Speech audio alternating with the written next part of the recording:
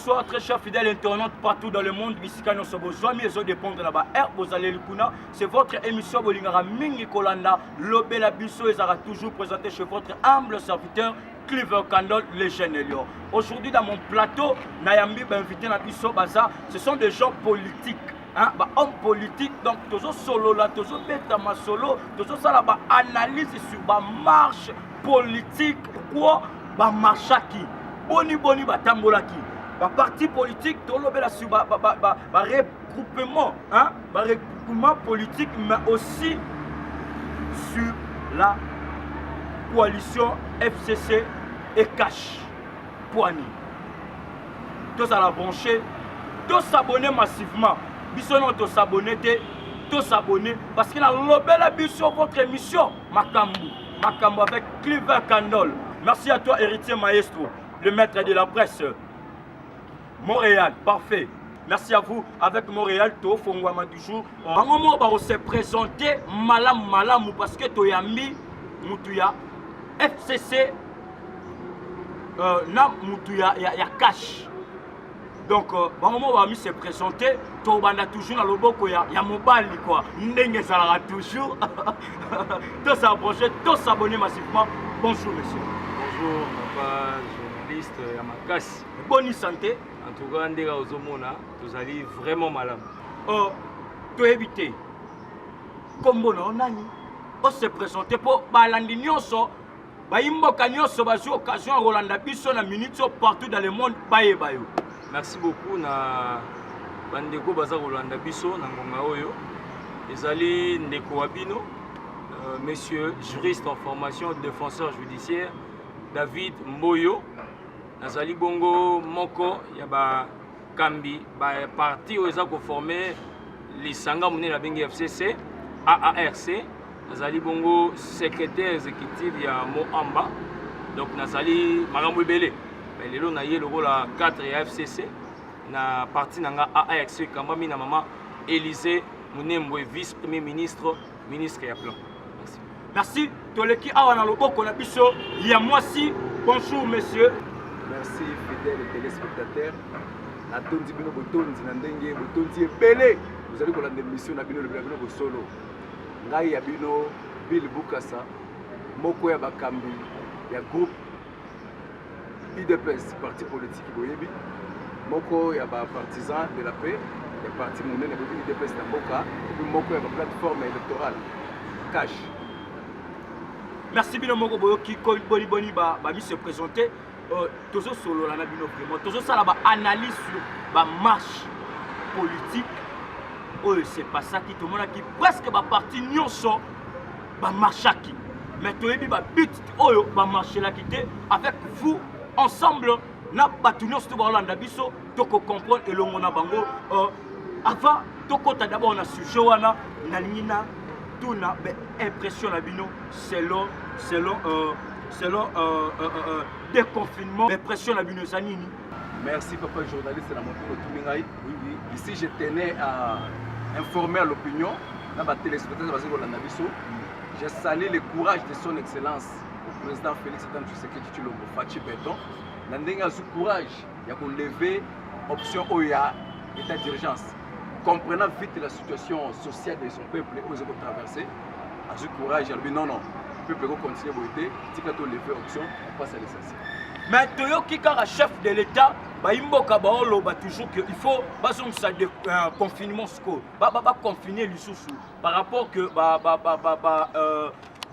cas ils s'augmenter toujours par rapport n'enge kita kina n'enge de confiner chez son Excellence Félix Antoine Tshisekedi Tshilombo, place à Zali, je salue en passant le chef de l'État, Babengaye Mikolo Fachi Beton. On va aussi parler sur ça. Baka et Mati. Mais lié à des conflits. Bon, sincèrement parlant, les alliés fausses informations, les alliés net, ou fake news. Le président de la République est un homme responsable à traiter un service du comité à riposte et à coronavirus. C'est ça qui est dernier rapport concernant la pandémie coronavirus. Il a travaillé avec le ministre de la Santé, il a fait l'évolution sur le Kitoko, il a contamination sanitaire, on a stabilisé le taux de mortalité. Qui m'a exalé, il y a un peu ça qui est une courage. Non, non, stoppons avec cela, levons l'état d'urgence, mais tout en rappelant toujours la notion de base, il y a port et masque. Pour le chef de l'État, il y a un discours qui est fin à l'état d'urgence dans le Congo, ce ne veut pas dire fin à la pandémie.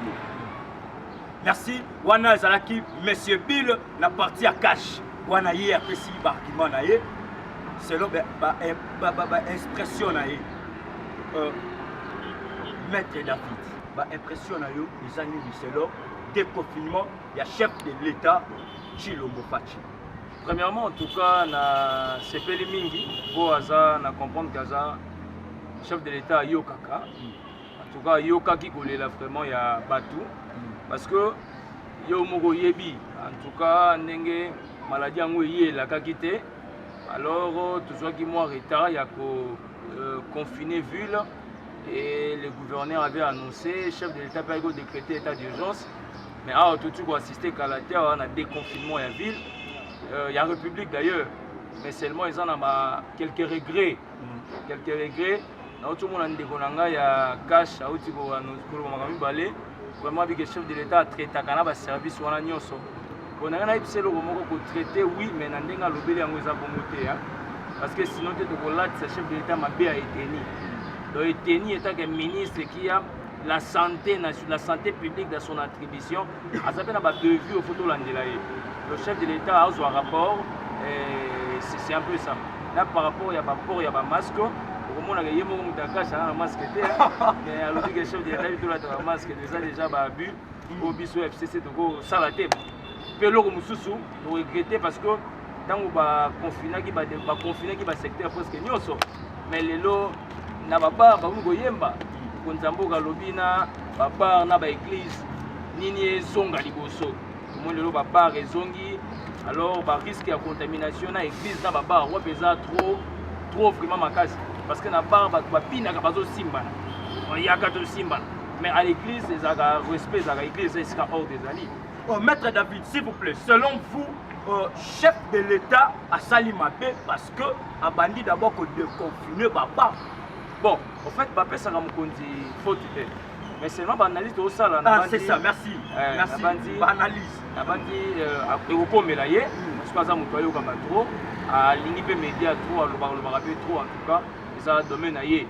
Mais ils ont un regret, c'est-à-dire quoi?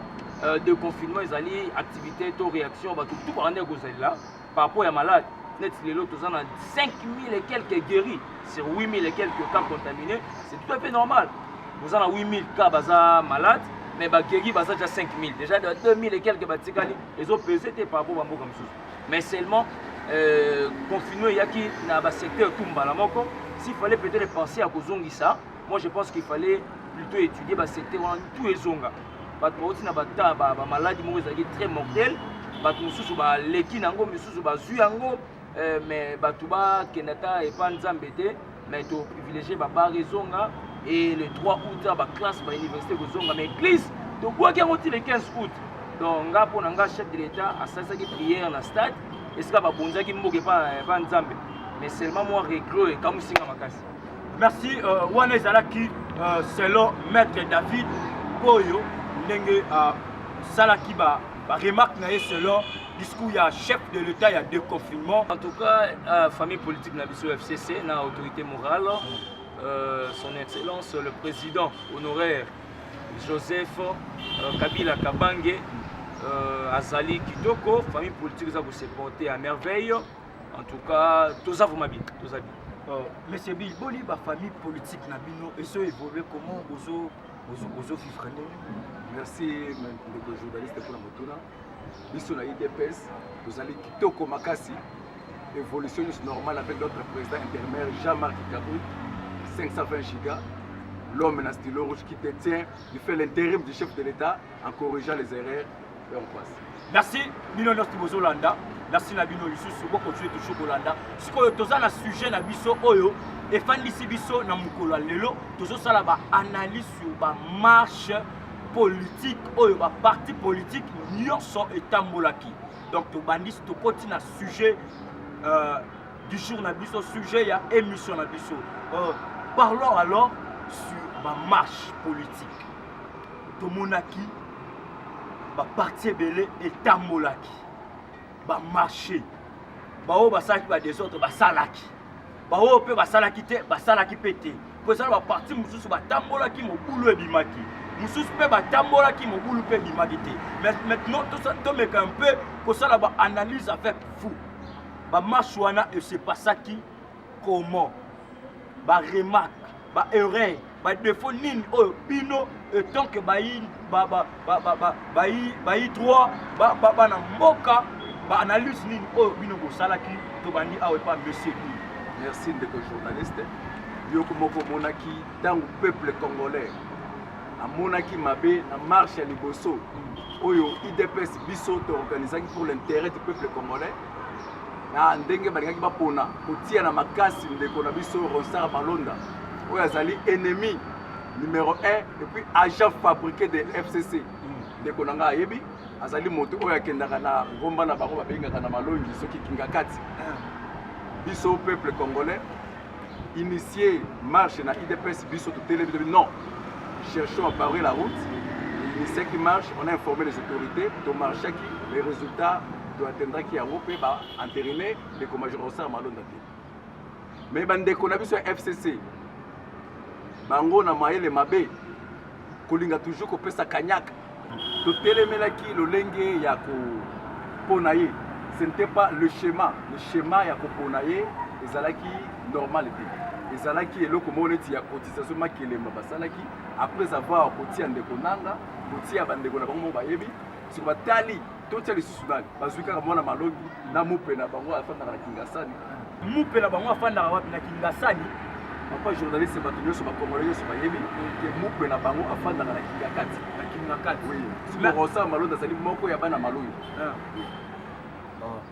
yango botambolaki pour dire non non à Ronsard ndeko la tolingi était peuple congolais pe aboyi. Merci ndeko na biso ya FCC. Pourquoi botambolaki but ya marche na bino ezalaki? Merci beaucoup ndeko nanga Cliver journaliste et amené le jeune lion pour la question malamu tuningai je crois omoni ndeko nanga kasha azobanga. Mais nous avons rappelé que nous avons parti nous sommes les partis au pouvoir. Mais nous sommes marché qui était pour attaquer. Nous sommes marché qui pour un soutien à l'institution de Mboka. Au Mboka est tellement ébélé que tout le monde se diriger sur mon côté. Il faut continuer à gouverner na gouvernant. Siko bato ba kokamba biso wana soki toyi kotosa bango te to soki makambo ba kozwa toza kosalela ngo te toza kolembisa bokasi na bango par rapport na biso bato ba kokamba mais par rapport pe bandeko ba kotala biso libanda bisika nyonso de biso bato ya FCC précisément nazo rappeler ici que nazali awa état que membre ya AARC parti ekambami na vice premier ministre et ministre ya plan Madame Élysée Mounembwe, que je salue également, autorité morale et parti. Mais na FCC, le camarade Joseph Kabila Kabange est dans l'autorité morale. Biso to marché juste pour nous soutenir l'institution en Bokadou, président de la République, gouvernement, na parlement. Parce que tout le monde est comme de Ronsard, tant que le parlement est déjà hier. Bango ba télémé le parlement. OK, parlement c'est une institution en Mboka. Pour seigneur biso, to pesa bango to jeter bango ba fleur, to soutenir bango na misala ba kosala. Pour ba député bazo former parlement, biso ne toza kotia bango. Ceux qui bango parce que parlement ils a monene. Ceux qui député na biso ki aponi, eli ko ba moni ba bien fondé na yango. Mais tant que to ko télémé na bato biso mo to tindi, en d'autres termes ils a irresponsabilité. C'est que to pona ka malamu te. Dende ko ti ko loba que aza moko malongi ya mupe. Ezali ka bako seka. Et c'est que c'est peut-être mingi que le bête Ronsard azali moi na malongi ya mupe na biso ki kakati. Mais nazo rappeler que ndeko Ronsard wana comme ça est mupe. te nayoki yango nde epa na ye pas na ye nayoki yango nde epa na ye yango wana tuni question pour que toyeba parce que ye alobi pamba te peut-être bayoka mpa na bino ke akoma mupe na bino te omoni équipe lokola Barça eza équipe monene te sikoyo supporter na supporter par rapport ya grandeur ya équipe apesa yango kombo na ye oka biso Messi biye kokota okuna tosakanaka te Barça pasi donc biso mpe omoi toza Kabila aza ingrand Kabila aza motu moko aza tellement au sommet yango tondimaka bakombo nyonso bapesaki ya lokumu mu pays kombo ya lokumu Chinaram wana elombe parce que na moya baélection olobaki te tokozwa mbongo bato ya libanda te ngai moko elombe na kofinanse baélection mpe asali yango yango nde aza elombe siko soki apesi biso mu mpe eyi mpe kombo ya lokumu te mpo ayi na bato akokamba ndeko rosa wana abe aza malongi na biso te ndeko rosa aza moto oyo atangi makambo ya motuya mpo na mboka me ndeko rosa ko papa Clever na contentieux électoral awa ntango bato alamuka ya ndeko fayulu akende kofunda Félix Colbert azwaki te na baélection me moto ayeki kotémoigne na compte ya seni nde ndeko rosa oyo akende kotémoigne na compte ya Kabila te akende kotémoigne na compte ya Félix sikoyo lelo bakomisi ya biso wana batika biloba loba soki bangi na makambo kosala te bakokoka mboka te badémissionne bainfluence ya bamarche oyo bouti koorganize politique ezani personnellement marche ndenge ndeko alobaki na ebandeli c'est-à-dire eza bato bakoexprime sentiment na bango ya kondima to ya koboya koaccepte to ya korefute eloko moko ndenge tolobaki ete omoni biso ntango totambolaki ezalaki mpona kosoutenir bainstitution nyonso ya mboka nde nauti kotanga président de la république gouvernement na parlement même ata bainstance judiciaire moni bango tout wana toza kosoutenir bango alors influence sur le plan politique eza que parce que na kati ya plan politique ezalaka nde démonstration de force banani baleki parce que bandeko na biso na rappele mpe ke marche na biso eyaki après bamarche nyonso euti kosalema sur le plan politique bandeko ntango basalaki marche bamoni bato kobima na nzela ebele balobi te biso nde toza na monopole ya masse te biso nde toleki mpo bato babimaka na nzela mais ndeko na ngai FCC kutu eye nsima tolobela ata PPRD parce que tozali kaka baalie ya PPRD marche moko te PPRD asala bongo bato bazala te asalaka a plein bamarche mais sur le plan politique tolakisi bato bayeba ete togangaka lisu na masse te po soki bango basangisaka masse biso mpe tosangisaka masse na bandi bamilili awa ezali otala ndenge tozalaki ebele bato bacomprendre que non FCC oyo bablaka ya papa ya ndeko Kabila toza na bato baza ebele oyo basoutenaka biso toza na bamilitant ebele toza na bamembre ebele oyo na marche na biso awa bazalaki tellement ebele que en tout cas boulevard ezalaki même étouffé mais sur le plan juridique kasi likambo état de droit tokolobela état de droit eza na mibeko totosa mibeko na mibeko ndeko alobaki na ebandeli ete marche eza même reconnu constitutionnellement donc moto nyonso to aza na droit ya kotelema amanifeste badroit na ye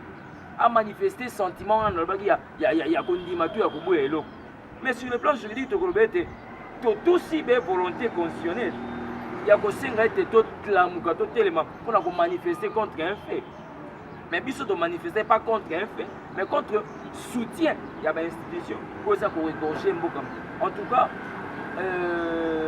na bati me bandeko ya cash bakocomprendre que bagangaka te bango nde bayi na monopole ya parole en tout cas ezalaki démonstration de force moko ya makasi ya likolo oyo balobaki oyo bandakala je crois bamoni yango ke FCC en tout cas kosakana te kotoa kosangisa bato bape makasi FCC tobimaka jamais libanda mibeko tozalaka bango nde baye kokanga état de droit mais biso tozalaka déjà nde na nsima état de droit biso toza bato oyo do mbila azalaki mpena ndinga na biso mokulu te marche bandi kitoko ti esuki kitoko libanga moko ebambami te kasi moko ebetami te en tout cas marche eleki kitoko wana nde napesi mpe en tout cas na profite na remercier mpena en tout cas général kasongo mpona mosala kitoko osalaki ya kopesa en tout cas ordre ya malamu ya koaccompagne bamilitaire na biso en tout cas topesi yo mbote mingi vraiment ndeko bi influence nini oyo esalamaki na marche na bino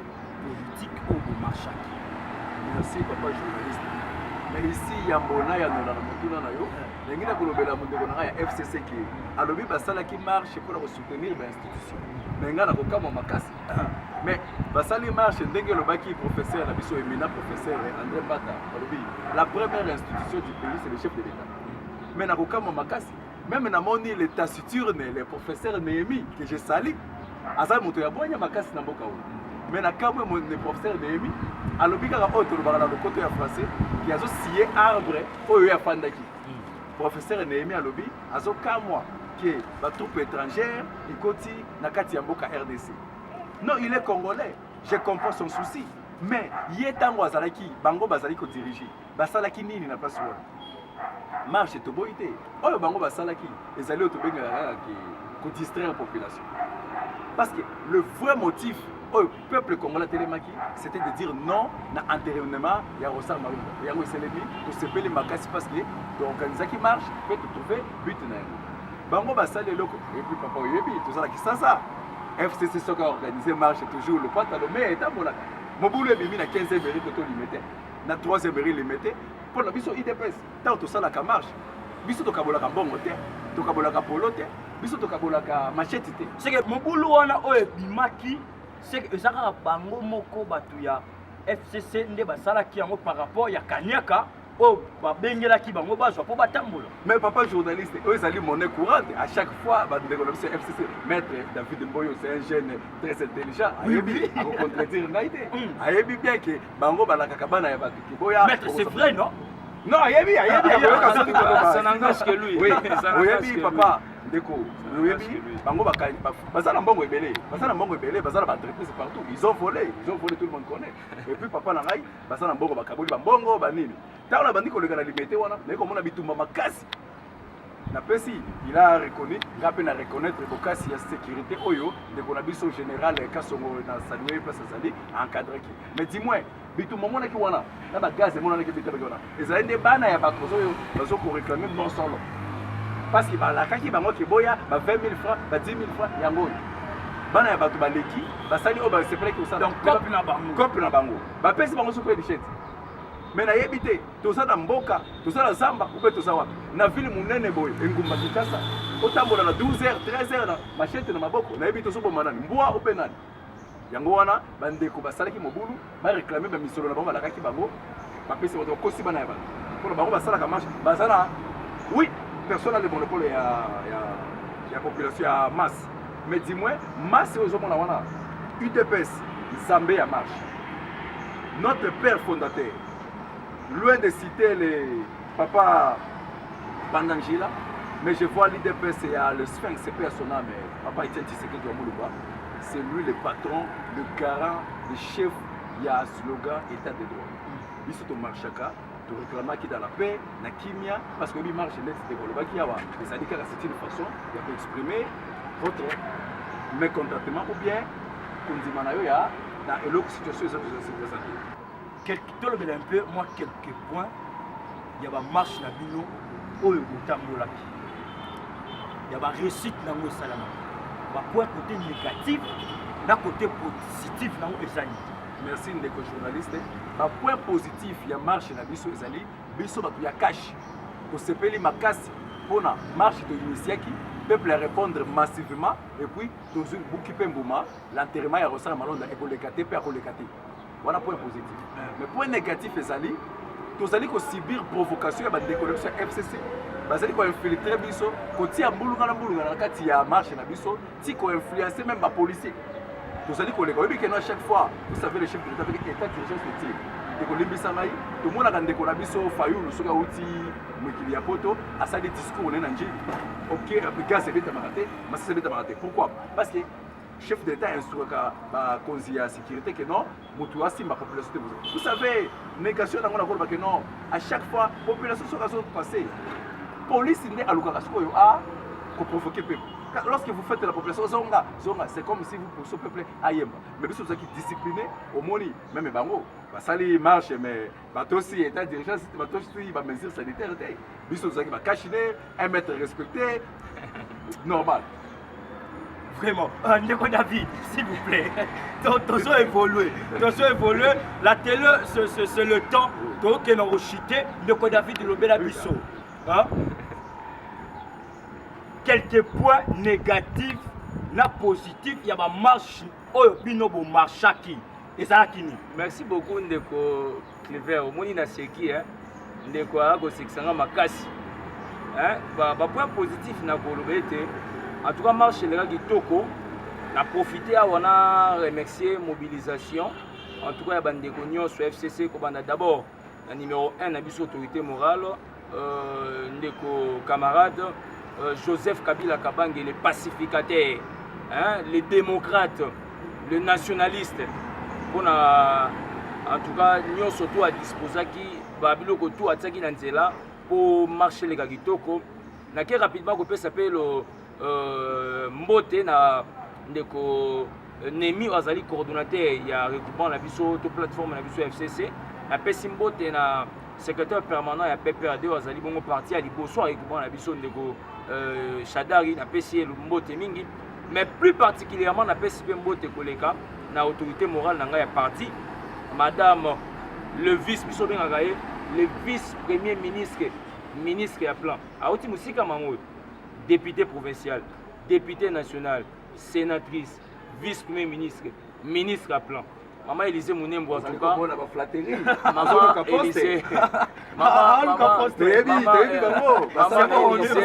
Élisée Mounembo en tout cas on a PCO, merci mingi na biloko tout tsaki en tout cas pour la mobilisation.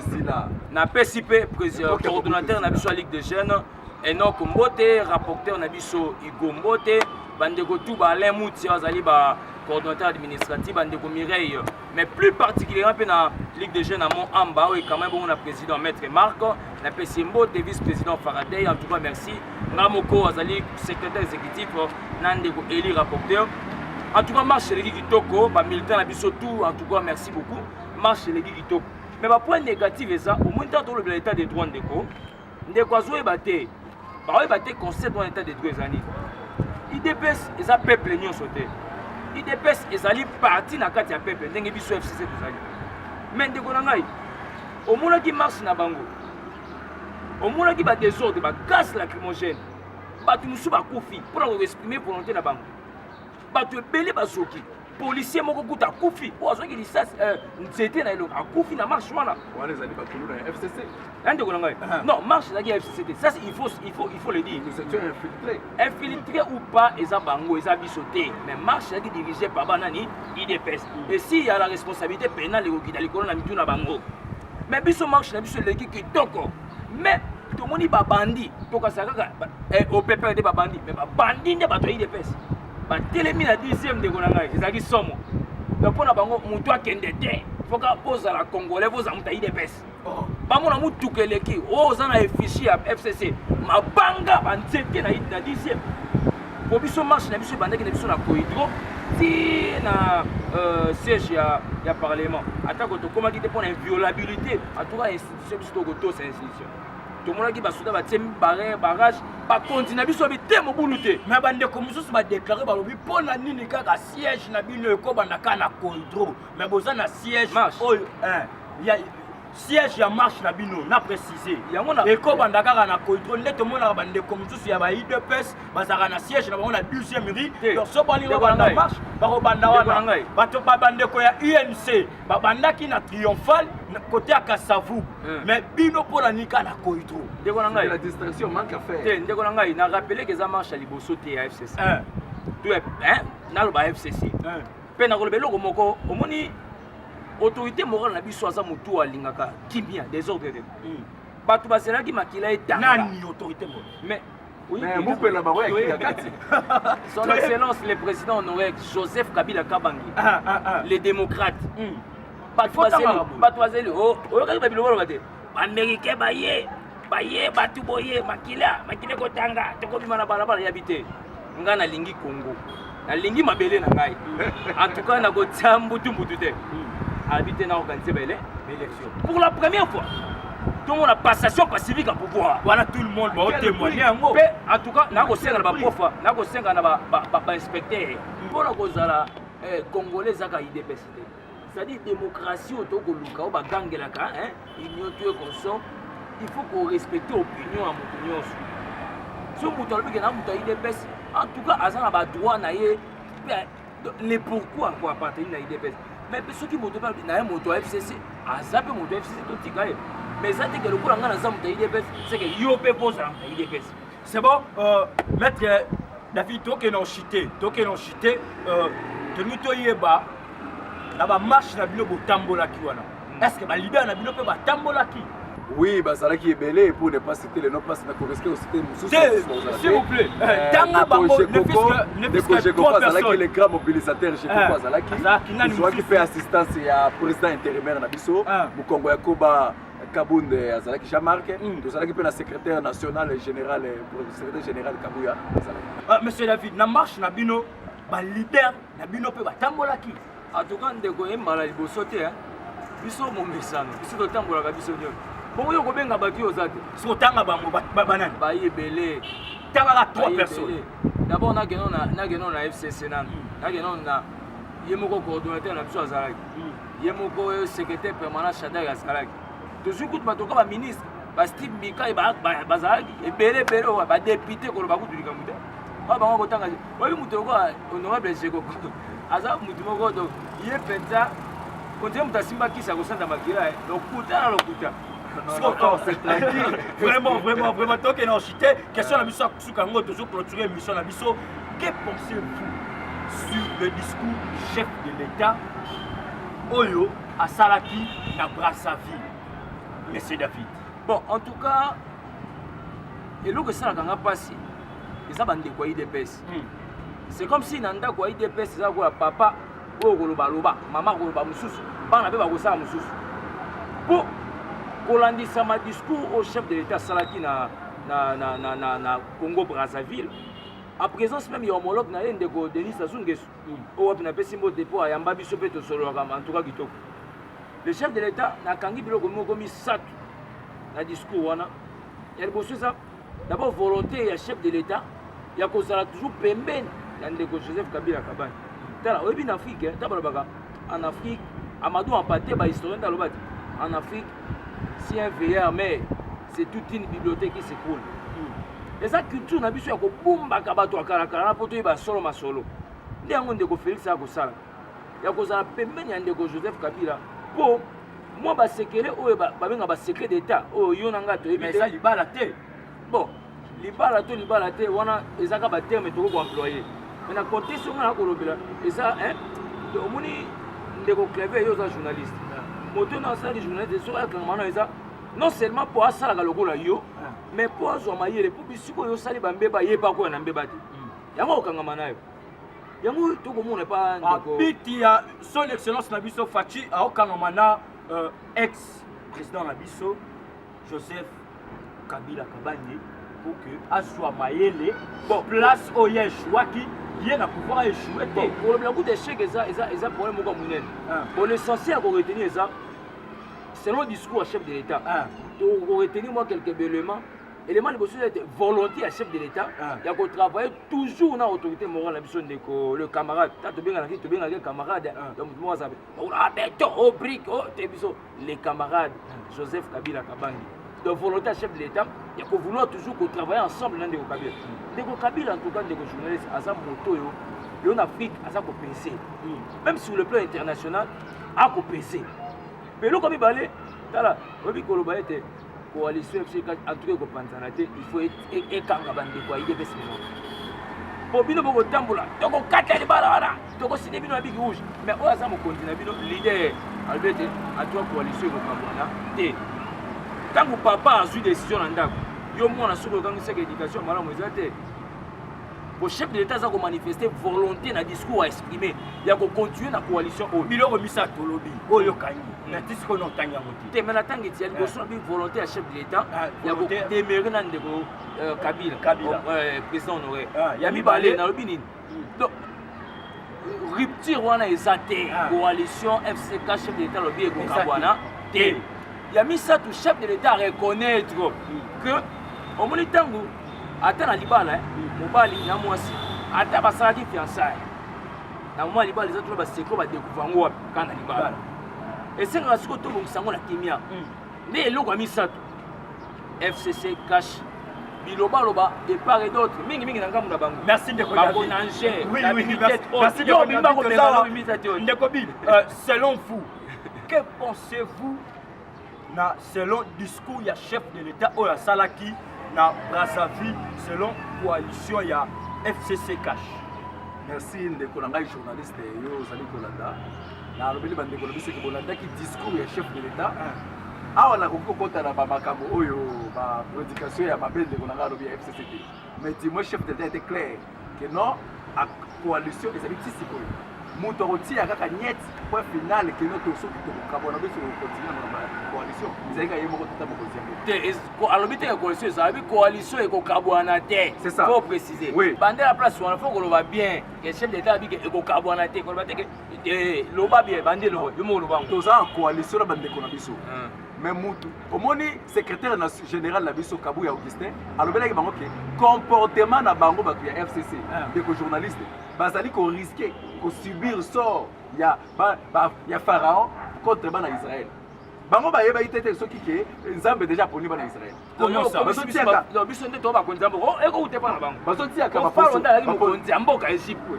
so ya lobi ako kukanisa comportement biso na Pharaon de ce que yemo ka zo ba biso do ba c'est ko tia ka ba bitabe pona ke mokozi mboka a échoué na mission mais soki tozali ko kamba na bango papa na ngai tala makanisi babe basana mutu na bango soki tozali biso na bango en coalition siko soki na lati cravate babene tu lati cravate kitoko mais ndeko kolbela kata ndeko tala bongisa ta awati pense tozali en coalition ndeko na ngai mais yazo luka o tira ngai possibilité bela koya pour se kanga lisusu mais lobi sa ndeko na ngai te il faut to retenir ndeko ezane ndenge na bango omoni ya ko kolbela ko telenga ba coalition ko ba ko lakisa biso mitema mabe ya kati na bango tolobe ni cash FCC mais bango na cash moko na bango haina boloko kamera haina boloko mwana ya mboka haina boloko tunela ngai ye soki mutu nini ya IDPS non ane kotala moninga bane na coalition wana mutu moko te ka ko babiloba loba ngana ko mettre un point de fuite parce qu'il y a fait encore en cours ndeko kamera tozali ko soutenir makasi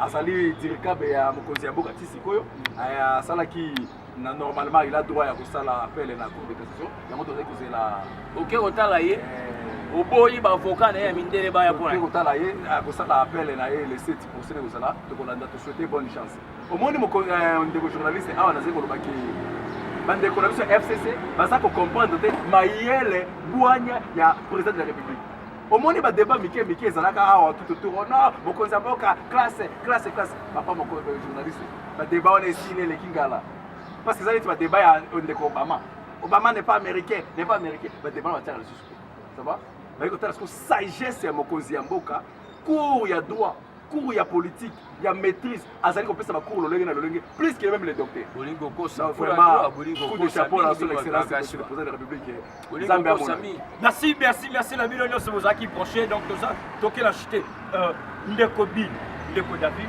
Ndeko Bill to bali na yo mot de la fin na yo na ba nyonso balandi yo na Excellence TV mot de la fin yo sali pour la merci beaucoup fidèles téléspectateurs et émission oyo ndeko na biso Clever lobela biso oui lobela biso na sepeli makasi na ndenge bozwi tala bino ya kolanda débat politique na sali ndeko na ngai mon frère David Boyo ya ndeko na biso ya FCC oyo naza ko invité alongwa na kaya obscurité aya na kaya lumière na sepeli makasi bolanda émission na bino surtout na bon encourager notre journaliste très important très intelligent Clever merci Ndeko David merci beaucoup en tout cas ngapé na sepeli ko yamba biso lelo na plateau no ya lobela biso en tout cas Ndeko Clever na jetelo ba fleur émission za kitoko na kolanda ngo na 5 pe na bandeko mususu en tout cas kokota te obimi kotandela ndati na suka landa émission lobela biso tala ndeko alobi na landa bango alobi biso za obscurité okomona matumboli yango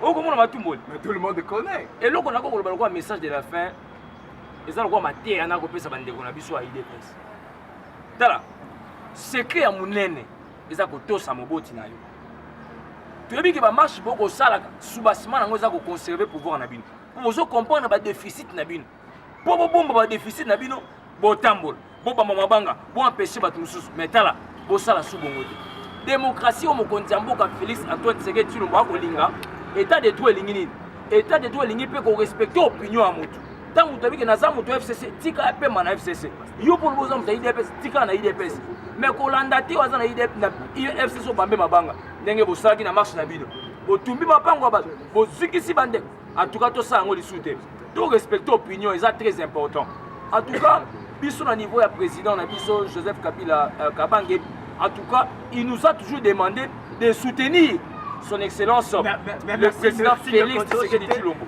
Oh, tout ça qu'on soutenir, en tout cas même les camarades de Kobe enseignement. Willy Bakonga, aïe, biso, ako sa musala, Thomas Loga, aïe, biso. Donc, il a pas bandé tout type.